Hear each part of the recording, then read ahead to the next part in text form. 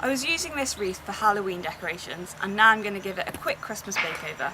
I'm going to use PlastiKote fast dry enamel, which is really good for small projects like this.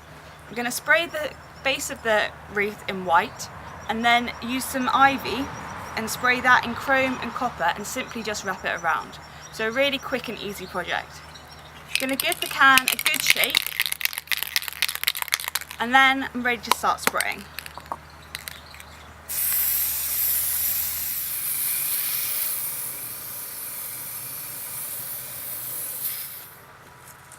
So I'm just finishing wrapping the ivy around the wreath. I've tucked it into the wreath itself, but you might want to use a glue gun to make it more secure.